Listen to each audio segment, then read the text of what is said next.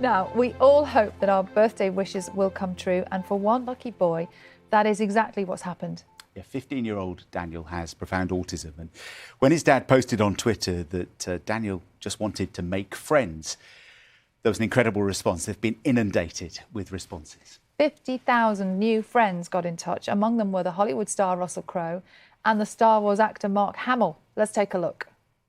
Happy birthday to you.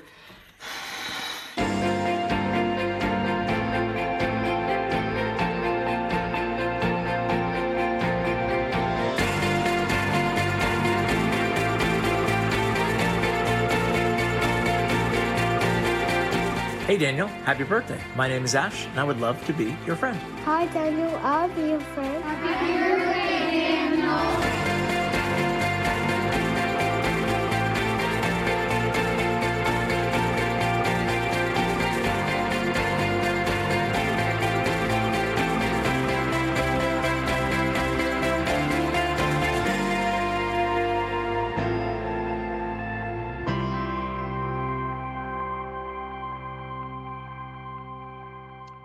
We're joined now in the studio by Daniel's dad, Kev, who you saw with his son. They're just there in the final picture. What an amazing story. Let's go back to... So you put this thing on Twitter. Just tell people what it was you told them, because it was really moving. Yeah, so Daniel has what's known as an ECHP plan, an educational healthcare plan. And that plan gives him certain rights in terms of education and health. And for the first time, the teachers asked him what he'd like in the next year, what outcomes he'd like. And he wrote, I'd like to learn to drive and drive a car and make friends. Now, I've had a few people tweet me saying, have you let Daniel out in the car yet? That's a suicide mission, you know. Daniel's, is inspired by Mario Kart. He loves it. He'd just be crashing into everything. So that's not going to happen. But the other thing I put was about friends. And I thought, how can I let him know and other people know what families like myself are going through? And it's kind of living proof, social media, that you can do something. You can make a change. So you put the tweet out. What happened next? Well, what happened next? I could not believe what was going on. I got a message saying Russell Crowe, obviously the Australian actor, had wished Daniel a happy birthday. And my phone just kept pinging. I had to turn the notifications off because it just kept going. I was like, what on earth have I done? And then someone said, Luke Skywalker, Mark Hamill's tweeted it. And I thought, that's it. It's just going to take off now because of Star Wars and, you know, the connotations. And my phone just kept going. I couldn't sleep that night. And I have to get up at 4:30 for work every day.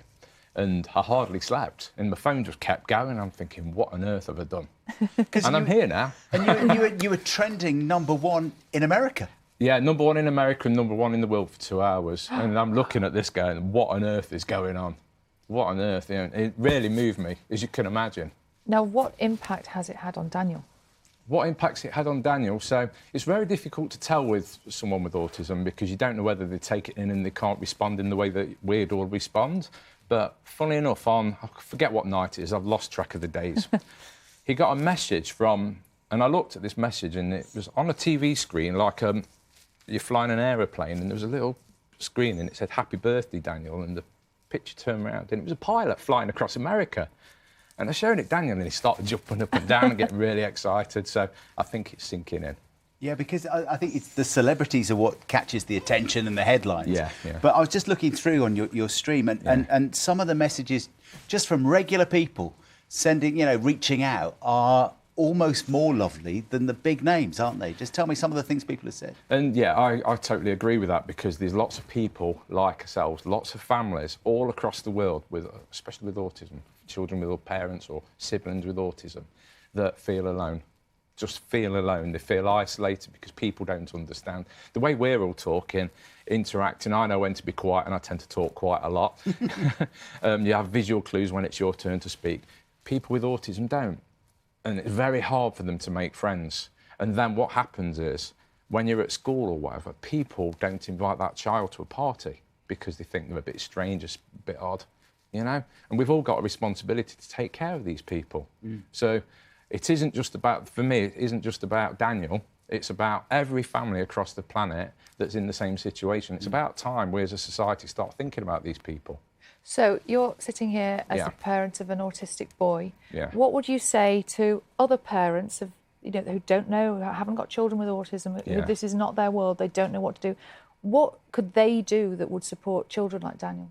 That's a really good question. Let me just think. So, don't prejudge anybody. If you're sitting in a restaurant and you see a child, I can tell you a story. We were in Disney years and years ago. It was our wedding anniversary, and Daniel started screaming, and he just wouldn't stop, and there was a woman sat opposite, giving us the filthiest looks. And my wife is the most calm, serene person you'll ever meet. She really got upset and started crying. Don't judge anybody. Just don't judge anybody, because you never know what people are going through. Yeah. Well, I tell you what, that boy's lucky to have all these messages, but he's really lucky to have you as a dad, because what a brilliant, thank brilliant. You must be so proud, right? I am. I'm more proud of him. What he's been through. If I told you 10 years ago he was in intensive care with swine flu, we nearly lost him. He didn't eat or drink for 4 years. We've just pushed and pushed and pushed. And that's down to Daniel. That's down to Daniel. And the journey's taken me here. How bizarre is that?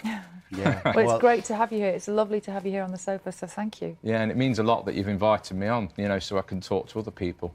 Great. Well done. We started this morning talking about social media being down and people saying that they were reliant on social media, but it's a great example of how it can transform and be a positive thing. Thank you so much for coming in. Thank you, Kev. Really Well done. appreciate it.